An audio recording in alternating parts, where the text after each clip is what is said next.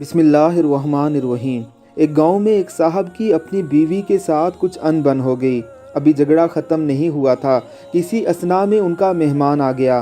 खामद ने उसे बैठक में बिठा दिया और बीवी से कहा कि फ़लाँ रिश्तेदार मेहमान आया है, उसके लिए खाना बनाओ। बीवी गुस्से में थी, कहने लगी ना तुम्हारे लिए खाना है और ना ही तुम्हारे मेहमान के लिए।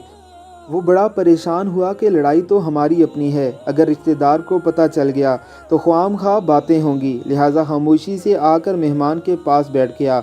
इतने में उसे ख्याल आया कि चलो बीवी अगर रोटी नहीं पकाती तो सामने वाले हमारे हमसाए बहुत अच्छे हैं, ख़ानदान वाली बात है, मैं उन्हें एक मेहमान का खाना पकाने के लिए कह देता हूँ। चनाचा वो उनके पास गया और कहने लगा, मेरी बीवी की तबीयत ख़राब है, लिहाजा आप हमारे मेहमान के लिए खाना बना दीजिए। उन्होंने कहा, बहुत अच्छा, जितने आदमियों का कहें खाना बना देते हैं। वो मुतमईन होकर मेहमान के पास आकर बैठ गया कि मेहमान को कम अज़ कम खाना तो मिल जाएगा, जिससे इज्जत ही बच जाएगी। थोड़ी देर के बाद मेहमान ने कहा, ज़रा ठंडा पानी तो पिला दीजिए। वो उठकर घड़े का ठंडा पानी लाता है। अंदर गया तो देखा कि बीवी साहिबा तो ज़ारो कतार रो रही हैं। वो बड़ा हैरान हुआ कि ये शेरनी और इसके आंसू। कहने लगा, क्या बात है? उसने बहुत ज़्यादा रोना शुरू कर दिया। कहने लगा, बस मुझे माफ़ कर दें। वो भी समझ गया कि कोई वजह ज़रूर बनी है। कहने लगा, बताओ तो सही क्यों रो रही हो? उसने कहा, पहले मुझे माफ़ कर दें, फिर मैं आपको बात सुनाऊंगी। खैर, उसने कहा कि जो लड़ाई झगड़ा हुआ है मैंने वो दिल से निकाल दिया है, आपको माफ़ कर दिया है।